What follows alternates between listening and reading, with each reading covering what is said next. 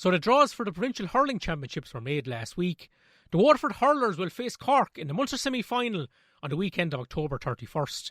And to take a look at their chances in a new winter championship, delighted to welcome back to the show All-Ireland winning manager with Galway and Sunday game analyst Cyril Farrell.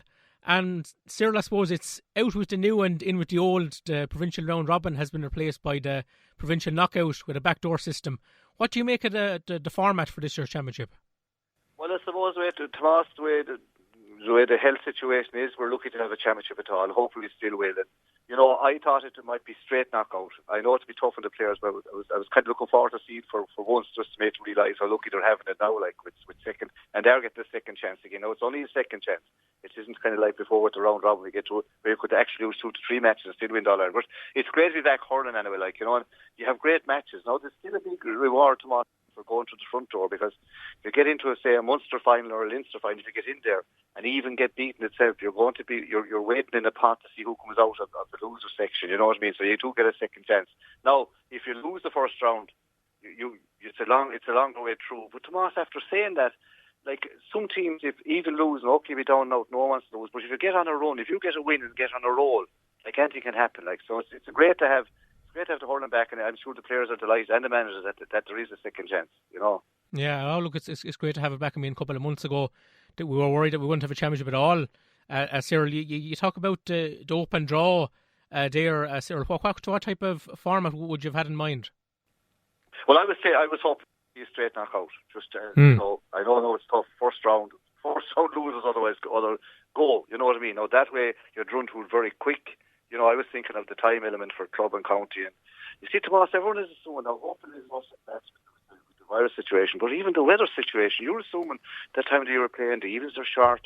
You're assuming it's going to be kind of nice and dry. Now you could have storms some weekend that could blow you out the gate, where you would put a fox out, or you could have snow. But hopefully everything goes right. But it would be very easy to run it, very in a short space of time, and you'd have savage matches. Just imagine, say, Waterford and Cork playing the first round.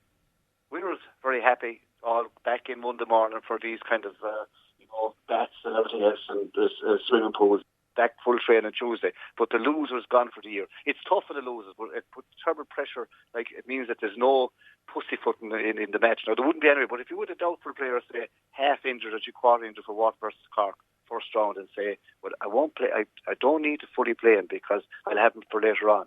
Whereas the other way around, you'd be saying, well, we have to win. It's a completely different game. You look at the football, like in the north, you're going to have Donegal and Tyrone play the first round, one of them gone. Down in Munster, you're going to have Kerry versus Cork, one of them gone. So they're very, very big games, and they'll be always biting it, but they'll be more biting it that way, I can tell you that. Absolutely. And you touched on the conditions, Cyril. We all know what club matches can be like in the depths of November and December. Will a winter championship suit some counties more than others, do you think?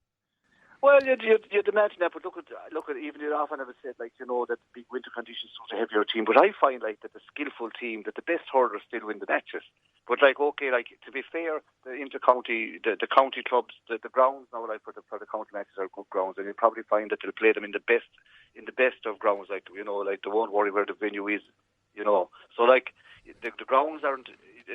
For the clubs, you'll be playing in club grounds, or it wouldn't be as good as say, you go down now, say to Wedge Park at the moment and have it lovely down to Páirce, Keeve, Shining, Thurles. All them venues will be kind of pristine. Every pitch is lovely with the rest. They probably got a rest that they never got before, and they're all looking great. But what I've been thinking of is not so much the ground, but as the weather. If you play with a storm blowing, which happens now in a lot of our winters, and wind and rain, and they'll be playing in that in hurling especially, a strong breeze a storm can spoil a game. You know what I mean? It just kills the hurling game anyway. So you think we'll have a different type of championship than we ever had before? So just down to the weather, Yeah, well, you will. There's no doubt about that. You look at it now, with the help of God, the club thing, you get going, and a lot of the clubs have never played in summer. Usually the clubs are training in the late winter and early spring, when the conditions are terrible and you're training under lights. This will be the first time in in Galway and for years that they're actually going to be playing in summertime, and they're training in summertime now, which is lovely. You know what I mean? You'd love to go hurling, love to go talking out and train, where it's a different ballgame in winter. But yeah, you have this debate, all right, they're saying that the stronger teams, but I still think the most skillful team, even in the wet and Tomas, it's all about first touch. You know what I mean? Reading the play, if you get your first touch right, get onto the ball, you have it. It's about, now it can be harder in the wet weather for the first touch, but still the most skillful player will still come out on top, even in the bad weather. Maybe more so than people think. And Cork in the Munster semi-final, Cyril, will be Liam Cahill's first championship game in charge. Is that a good draw for Waterford? I think it is, yeah. I think it is. Like Cork would be nice. They play a lovely little brand of hurling and they like to throw it around, they like to dance around. But like Waterford are settled well. Like Cahill has come in and settled in his own team. Like he's done a lot of great work. Like slowly but surely he's getting new fellas in. And like you have leaders on the team which you need. Like the likes of Jamie Byrne, Ty de Burke, Stephen Bennett now getting into his best years, Austin Gleeson. These guys, You need leaders all over the lines. Okay, you'll have a captain, but to me you need like Stephen O'Keefe. They're all they're around a good while. Now there's a lot of new lads coming in. Cork, every year, Tomas, you're kind of thinking this is their year. And like sure, a few years ago against the year that Limerick won, like sure they were up 6 points or a few minutes to go. You'd imagine they had gone and then they were caught. Like they're threatened every year to do it, but like they're a team. If they get you on the run, they can look very good. But if it gets stuck into them, they don't like it. They don't really like the heat, which I expect Waterford to bring to them, What do you think is a realistic target for this Waterford team, Cyril, in 2020? Well, you see, they'll want to they'll be talking about winning the Munster title and All-Ireland title, and you have to be talking that way. You can't be just kind of saying, we'll get so much first year, second year, third year. If you go into a top county, like there's 5 top counties in Munster, and every one of them are capable of winning All-Ireland if they get a role. Like you have to get a momentum, and that's all you want. And now, like with the second chance, you have a great, like you look at the last 2 All-Irelands that tip of one. So right, they got hammered in the Munster final, and everything is forgotten about winning All-Ireland. Then a few years before that, I remember down to Market match in Páirce, I think Cork won by 10 points at their first round, if not more, and everyone was coming out, everyone was shooting tips. Their supporters were shooting them, and by the September they were back after it went. It was all forgotten about. Like so, that team. Liam Cahill will be given a few years, like, and he'll be saying he's building up. But knowing him, I've seen it at all the college games, even challenge games. We had a team watching Waterford for that. And he was about one of 5 that were there. You know what I mean? Just watching, and that's what you want. Like he'll be out to win today's mark straight away. And like that Waterford team will feel they've been kind of very, very near, even very lucky against their own guys there for years. But like they've been very near without getting their full reward. Like if they can break, like Tomas, if Waterford could win an All Ireland. Like, they'd have the team they'd be against, but like, the more when Limerick made the breakthrough, they're like, you'd have 31 counties, or 30 counties on their side, really, because they deserve it, they kind of deserve it, but like, you still have to go out and win it. And I think Liam will settle down on a team. Like, he'll settle down, he'll settle on the full back, centre back, he'll settle the key positions and kind of build around it, rather than kind of moving lads all over the place, and like, they're just kind of coming. Like they're coming, say their middle 20s, which is kind of when you're in. Okay, when you're coming, you're kind of.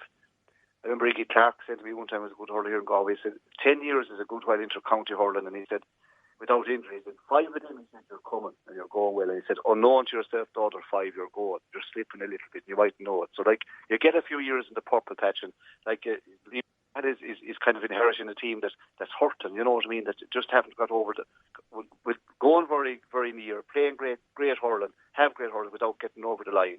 And they would be outsiders in Munster, but that doesn't mean they're not capable of winning it. And like one of the benefits of Winter Championship from Waterford's point of view, Cyril, is that Ty de Burke will be back after his cruciate knee ligament injury. How much of a boost will that be at centre back?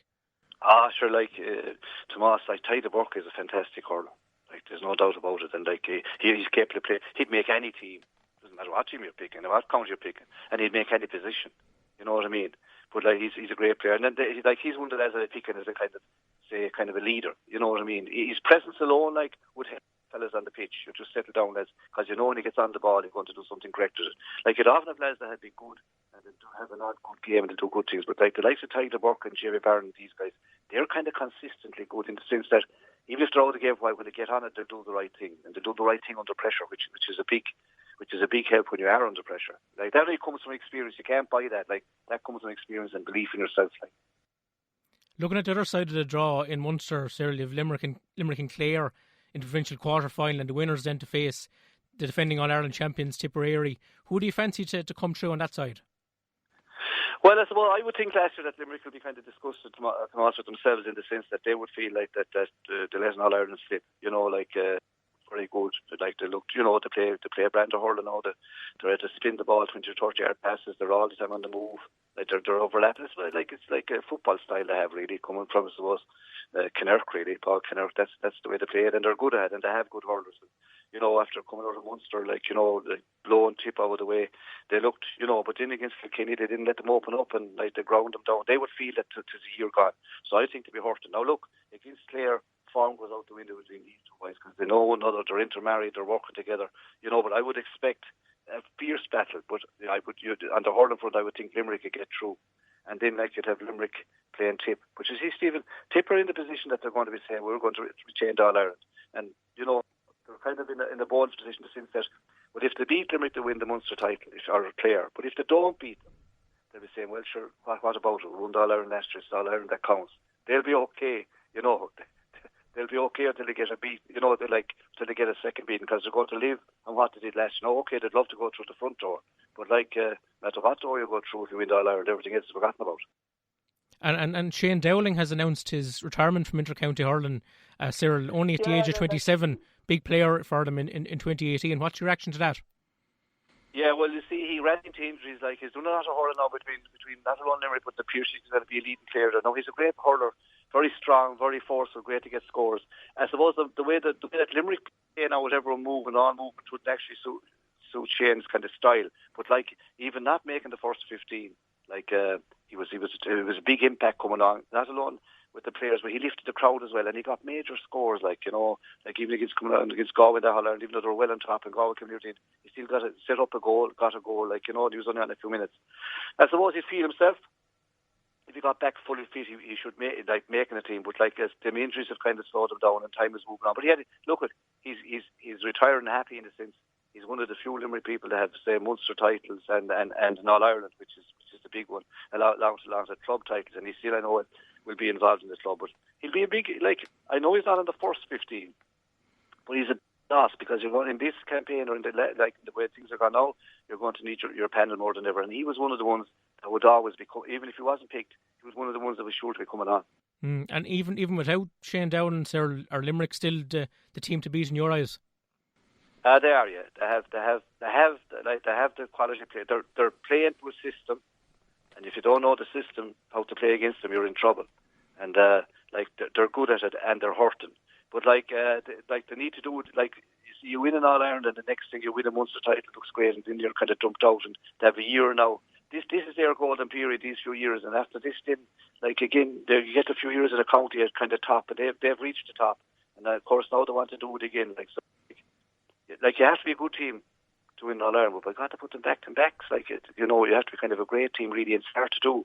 In the modern day, it's very hard to do with because all the other teams are they're using everything to get the inch, if you know what I mean. Between trackers on your back and the computer, how much hours sleep you're getting and what you're eating. You know what I mean, Tomas? It's gotten very, very scientific, but as Brian Cody said to me, look up at the scoreboard. It's still all about scoring. When all the said and done, you have to have the lads put it over the bar into the back of the net. It's a simple game. It's okay having these inches, but you can overcomplicate it as well. It's all about the scoring, really. Yeah, there's a balance to be struck between the new methods and the old methods, Cyril. That's fair. But the lads, they like to be fair to the inter-county hurlers when they're off now. They watch themselves. They're all very fit. They like to look fit as well. You know what I mean? They're fit to kind of modern clothes. They like to show off the muscles. That's the way they're. That's the psyche at the moment, and it's great. They're able to kind of. They're not coming in, say, in our time after a winter break, the lads carrying a few stone overweight, or maybe a stone or two anyway. But that's all gone now. You know what I mean? They kind of love living in the gym, really. So it's a different lifestyle, which makes it easy for managers, I think, in the sense that the boys they're kind of like that they can't let themselves get overweight, And what about your native county, Galway, Cyril? They've got Wexford, which is probably a standout tie in the championship.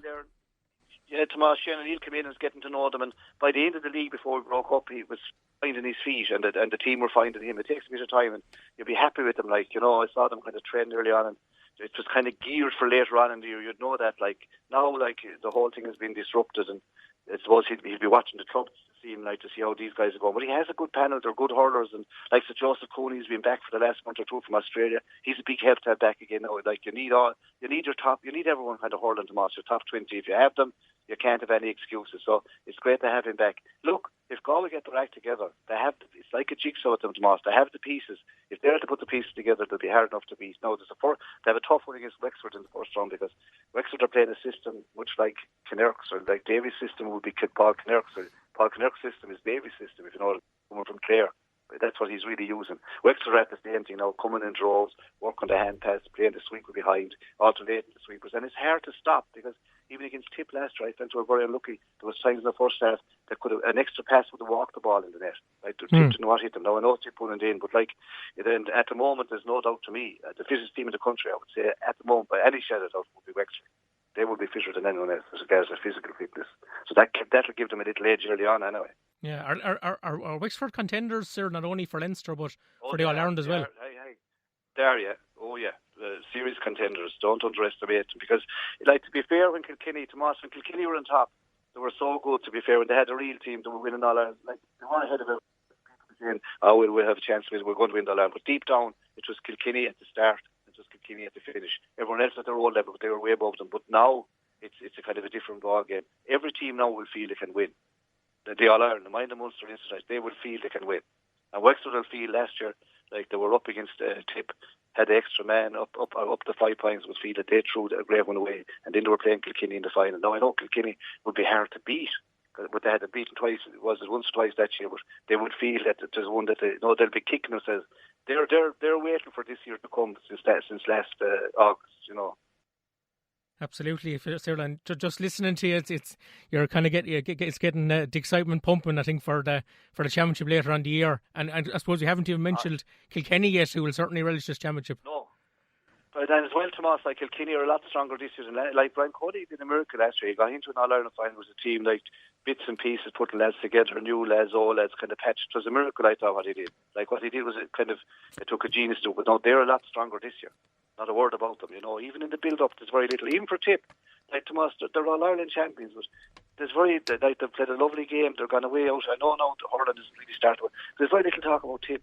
You know what I mean? And they're the champions, they're as if they didn't exist. There's more talk, say, about Wexford and Galway, Limerick. You know what I'm just saying? There's more talk about them. What are they going to do? And Tip are lying there, and they must be saying, God, who won the All-Ireland? We won the All-Ireland. Not a word about it. No. It's a nice way to be going in, nice for Liam Sheedy to be going in that way, And Cyril, I have to get your views on, I suppose, the club versus county debate that's been raging, I suppose, over the past week or so. Michael Duignan came out, very strongly feeling that there should be sanctions imposed on counties who return before September the 14th. I suppose GA President John Horn came out and said the Croke Park have no plans to punish those counties.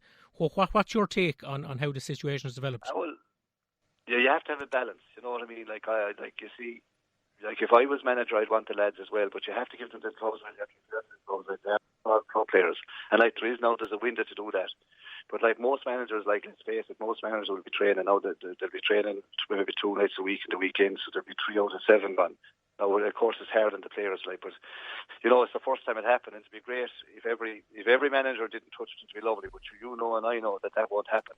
Really, it's the county board, it's the chairman that have to run it, and it's the chair. They know what's happening, and they're supposed to run their counties. But if a manager is strong and wants to win All-Ireland, he's going to say to the chairman, "Well, what do you want? We need him as well." Not to be tugging and throwing, as long as it doesn't upset the players too much, And I know it's easy to say throw them out, but Michael Duignan is fine, but he's coming from Offaly at the moment, who will below going to play as a Kildare or someone. If you were managing Offaly, we'd figure we beat Clare or Kildare as well. You know what I mean? It's a different ball game. You go into Galway like Shane O'Neill. Galway we expect him to deliver. Okay, he has a few months there, kind of grace, but when the championship starts, or you look at Liam Cahill down in Waterford, and he did well in the league, but he'll be Waterford people will want their county doing well. So you have to have a balance. The big thing is to take care of the players, the lads that are doing both sides, trying to keep the club happy and the county happy. That's where you could have injuries, especially going back from a long. Even though to be doing Zoom work and to be doing work on the gym and that, but it's a different ballgame when you hit the pitch. It's a different fitness as well. You would want to watch the hamstrings, all these kind of everything can snap when you get out of the pitch. It's a different ballgame. That's where I would see that. Both managers, if if you had the county manager kind of like cooperating with the clubs and kind of keeping the avenue open to let them know what's happening, that'd be the big thing. And like not to kill players, Yeah, and like whose responsibility should that be, sir, to make sure that the players aren't being overworked? Because the GA have kind of taken a step back and saying that there won't be punishment. So who should be responsible to make sure that there isn't too much work on the players? If you're over a county team and you lads come in after doing club training, if you have your head screwed on at all, you're going to monitor that very closely, and you will not train them hard if they're training hard last night, say in Waterford was a club, say De La Salle or someone, and they're bursting the gut and come in the foul night supposed to burst the gut. Any manager should know what's happening, and he'll monitor that. But they would tell. But you see, that's what I'm saying to us. The scientific in now, they have monitors that will do all that and tell what a lad is able to do or not able to do, which is great. And they should. That's what they have to do, because it is going on. Let's not be trying to hide behind the ditch. Clubs are training, and so are county teams training. All the top counties are training in Munster and in Leinster. They might say they're not, but they are.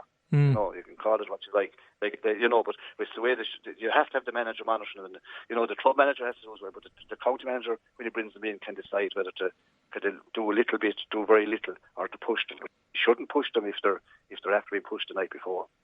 Is that right, though, sir? That county teams are training during this club window? Oh, no, there's no point in denying it. They are trained. Yeah. Everyone knows it. It's kind of, and the GA, it's top level, so they're depending on their county boards, their chairman to run the county the way it's supposed to be. There's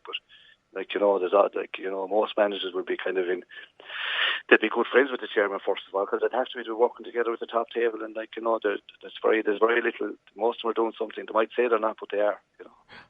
And just very final question, Cyril. You've been great with your time today. I believe you're involved with the Galway Legends on call during the lockdown, along with the likes of Joe Connolly, Ray Silk, John O'Mahony, calling to people who work at Coonan. Can you tell us a little bit about that? Yeah, two fellas there, Paul Byrne and the friend of his started up. We'd get a call in the morning saying to call such a person, say at 11:30 or 12 o'clock, wherever to be. Just people that were kind of cocooning on their own. They're all very old people, and they love to chat as much about hurling or football and about life as well. It was just they knew the call was coming, and they kind of half know you and which was great, and we did some of it on Zoom as well. There's only a small little thing, but if it helps someone, you'll be delighted. It was a lovely system set up, and it worked very well, because some of the over 70s, it could be up to 80 or 90, and they mightn't be able to move out at all. Now I know some of them would be well able to move around the place, but the ones we were calling now were very much on their own, and they loved it, and the family rang afterwards. Most of them had family away, and they rang to say, how delighted. It was two women as well. It was mostly fellas, but my cause was two ladies. But they were delighted to get the call and just to talk, and felt happy afterwards. So look, it's only a small thing, but whatever you can do, you'd love to do it, especially in the times we're in, Absolutely. Well, it was certainly a lovely gesture from yourself, Cyril, and the rest of those Galway Legends. A pleasure to talk to you as always, Cyril, about hurling, and hopefully we'll chat to you again once the championship comes around. But I have to go, Tomas. Pleasure's mine.